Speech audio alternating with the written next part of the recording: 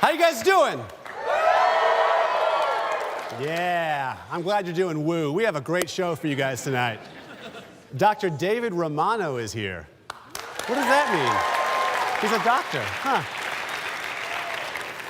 He's an expert on the Kurdish people in the Middle East. It's fascinating. We also have the music of Jamie Liu. Jamie Liu. And not only that, we have a great title sponsor, Branson, Missouri. We love them so much, we made a video for them. Check it out. Today in Branson, I'm taking on Dick's 5 and 10. They have so many weird, random, awesome things in here. Let's go check it out.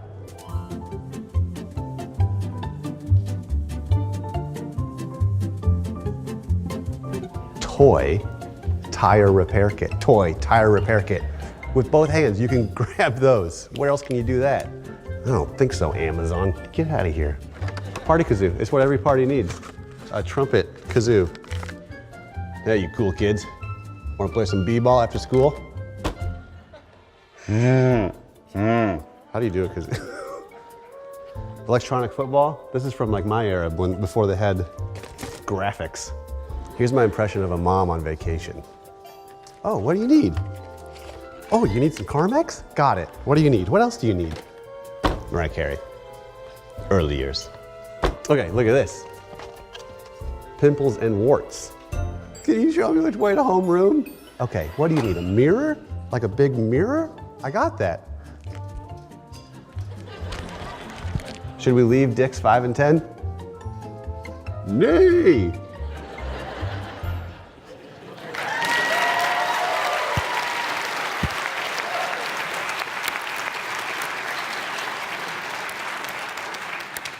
Yeah, it's really fun. You can just go grab things and you don't have to pay for them. You do. Hey, let's do things I've noticed, shall we? These things I've noticed. These things I've noticed, yeah. Yeah. These things I've noticed. These things I've noticed, yeah. Yeah. Swoop. All right, here we go. Things I've noticed. I've noticed that it's called a food court because if you eat there, people judge you.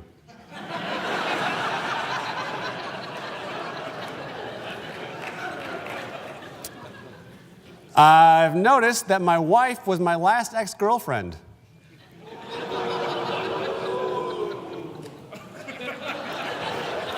I don't think that's the right response. I've noticed that the floor is just a shelf for my furniture. I've noticed that cherry tomatoes are adult gushers. It's juicy in the middle. I've noticed that I used to live paycheck to paycheck, but I've upgraded, and now I live direct deposit to direct deposit. And finally, I've noticed that the ultimate 10-year challenge would be trying to fit into your jeans from 2009 in front of all your Facebook friends. Things I've noticed. These things I've noticed. These things I've noticed. Yeah. Welcome back. Welcome back from Things I've Noticed. That was fun.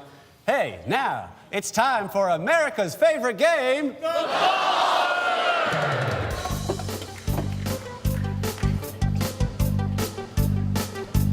That's right, everyone. It is time for the Bachelor, a combination of The Bachelor and the dating game. Why?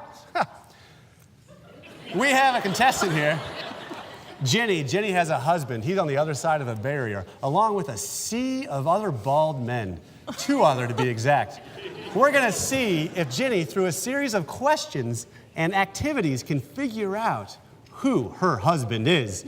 Jenny, are you feeling confident? I'm ready. You're I think ready? I can do it. How's your marriage? It's great. All right. 11 years strong. You've been married 11 years? Yeah. All right, well, let's see if 11 years gets you to be able to identify him with other non-hairers. All right, you've got a question for them. Why don't you read question number 1? Bachelors, what word would you use to describe your former hair? Bachelors, what word would you use to describe your former head of hair?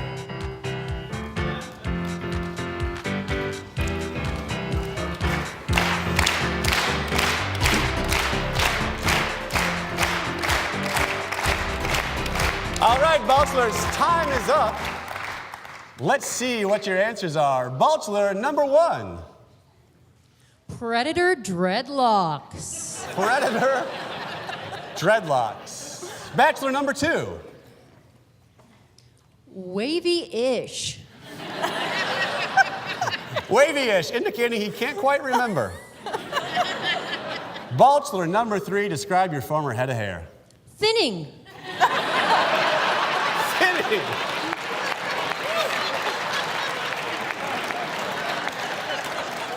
Most recently, probably true.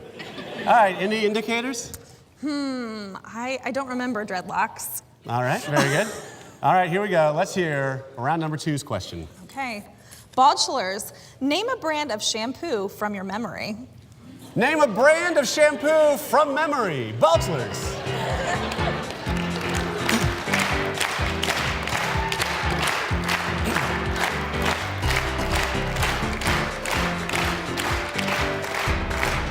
All right, time's up, Bachelors. Time is up. Let's hear it. Bachelor number 1, name a brand of shampoo from memory. Propecia poo. Propecia poo. Also an illness. Bachelor number 2. Whatever's on sale. No idea. That sounds like a man. It's practical. And Bachelor number 3. Working on it. And it is... Name what? Can't even remember. What is shampoo? All right, how you feeling, Jenny? I don't know, I'm a little nervous. And you told me before the show that your marriage is at stake with this game, right? Yes. All right, let's try round 3, see where we get. Round 3. Bachelors, using the finger paint now on your head, make a head print on your board. Using the finger paint now on your head, make a bald print on the board.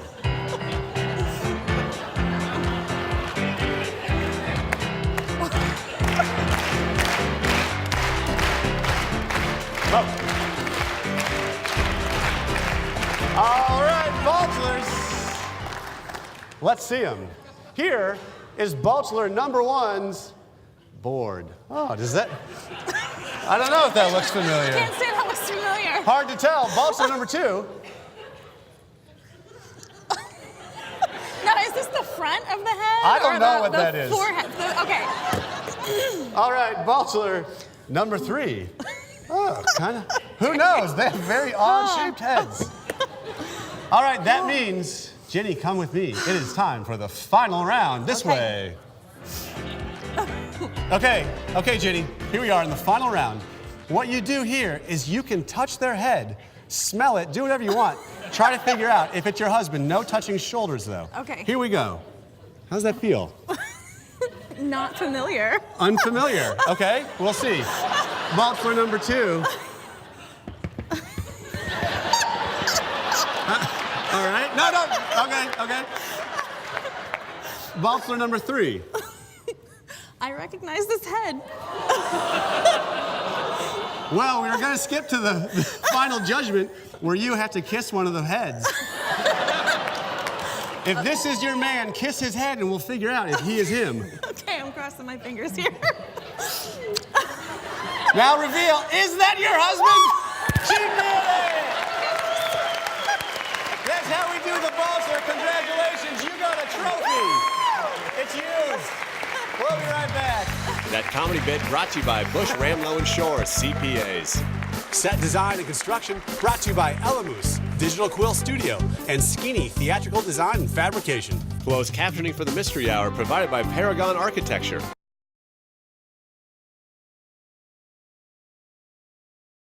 Big Whiskey's is the official American restaurant and bar of the Mystery Hour. Guest booking provided by Gig Salad. There we go.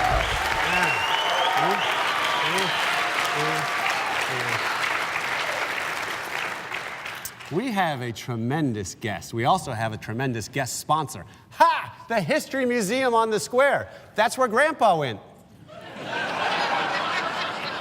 to visit with reasonable prices. Hey, our guest tonight is a fascinating man who studies something fascinating as well. Please put your hands together for Dr. David Romano. David. Hello, sir. This way, watch your step.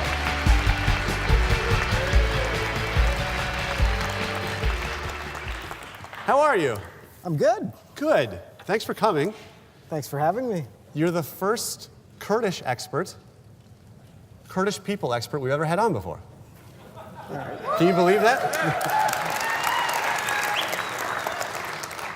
Now, when I called you about being on the show, or emailed you, I suppose, you were in Iraq very recently. Tell us what you study and just kind of give us some background. Sure. I'm a political scientist who focuses on the Middle East and especially the Kurdish minority. Ethnic group lives in the mountainous region where the borders of Turkey, Iran, Iraq, and Syria intersect. And I've been studying that region especially for, I guess, like 25 years. 25 years. And I feel like we've heard the Kurds in the news a lot recently with things going on in Syria. What's life like for the Kurds generally, and then particularly like in Syria right now? Sure. Well, we've been hearing about them a lot because they pretty much in Syria led our campaign against the so-called Islamic State. Mm-hmm. They were the ones who captured Raqqa, the capital of the so-called caliphate, with just 2,000 U.S. troops on the ground, basically Mm-hmm. calling in airstrikes. It was the Kurdish fighters of the PYD and similar groups in Syria that basically wiped ISIS mostly out of Syria. Yeah, and we we as Americans generally have a different sense of ethnic minorities often assimilate fairly quickly, generationally speaking, in our society. But there, that's not really the case. They stay distinctive.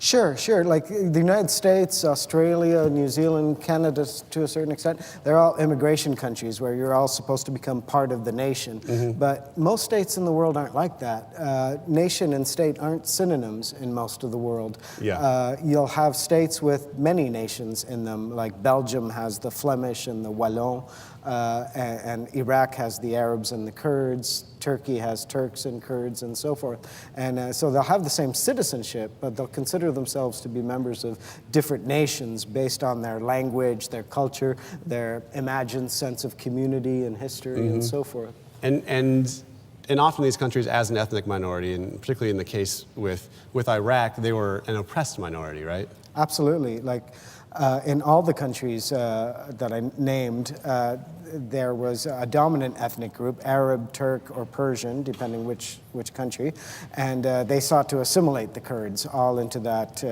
dominant, so that the nation and state would coincide.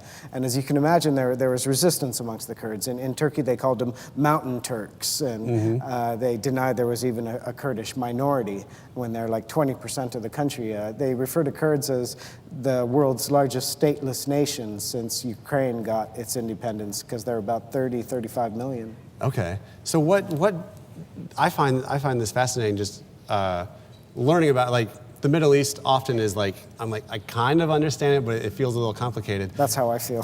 That's how you feel. You know things.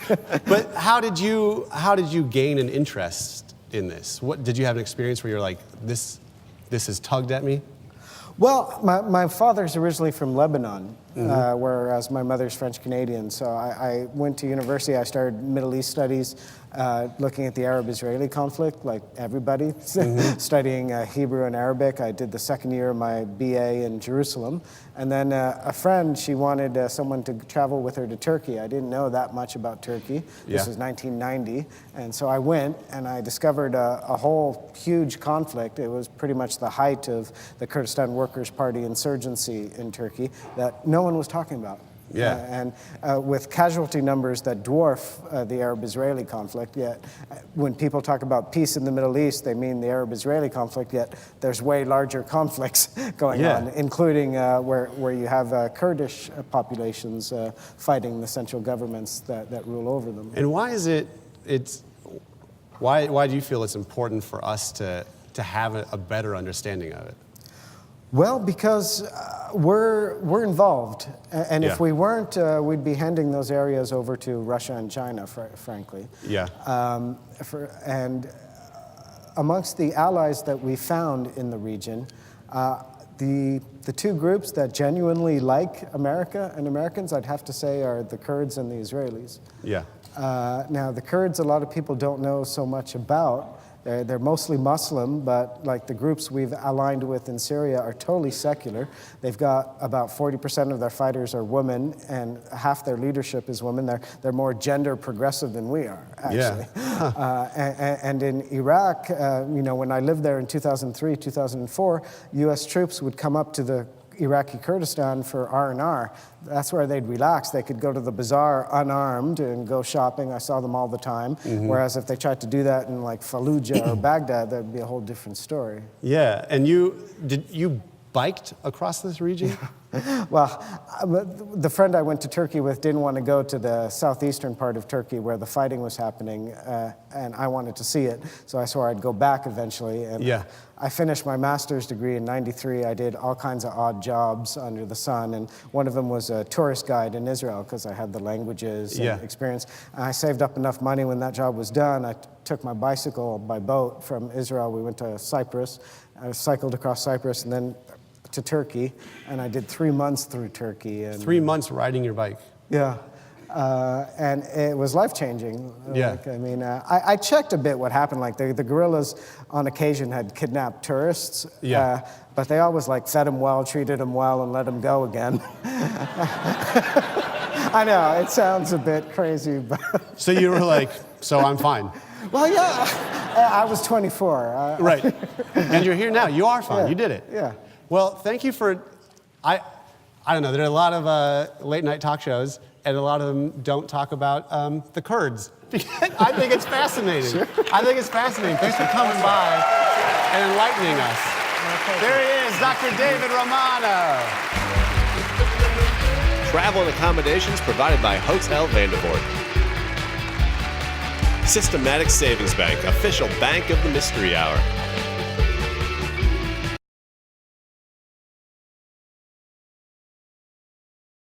The Mystery Hour is brought to you in part by Ozarks Technical Community College. You have a dream, we have a plan.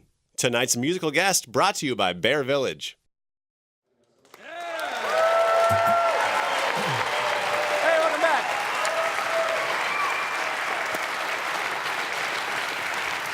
Welcome back, everybody.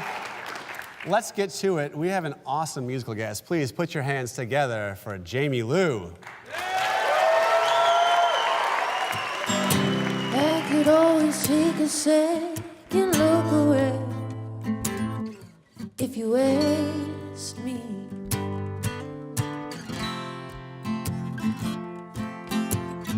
Trying hard to keep peace of mind when you talk to me.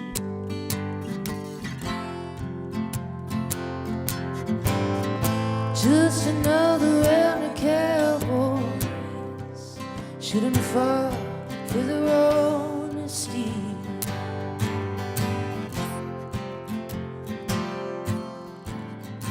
Flying from sky to sky and ain't up for the breaking.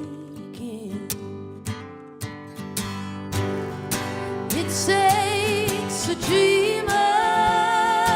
It takes a second round. And even put me off on the ground. Nowhere, not ready for living yet. 'Cause what you're fighting for never win. I could always take a second shot at things if you believed in me.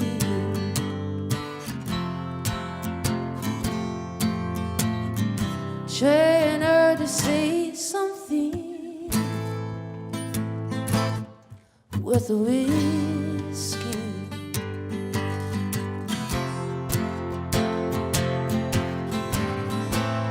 just another round of cowboys. Don't know what they're missing.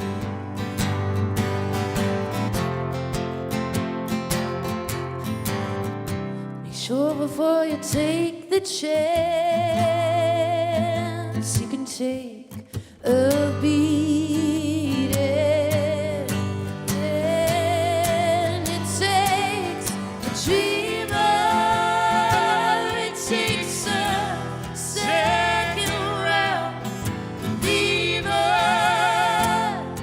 Put me off of the ground. No, I'm not ready for living yet. 'Cause what you're fighting for never win.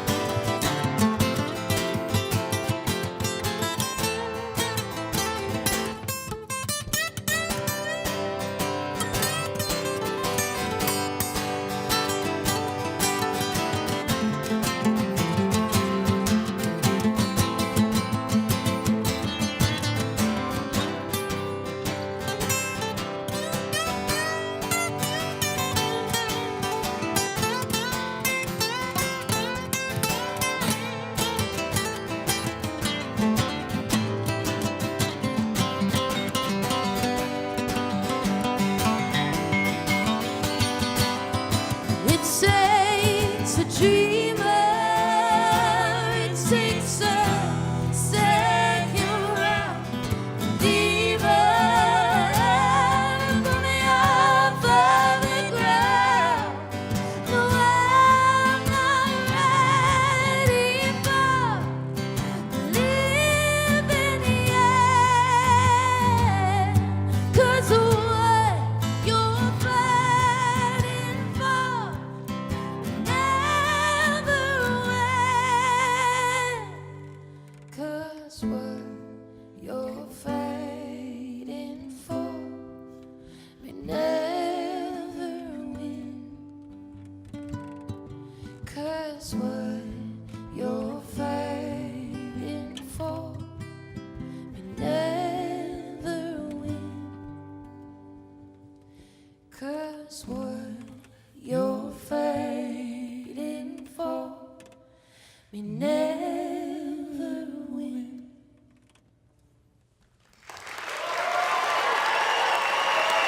That was gorgeous. That was awesome. That was so good.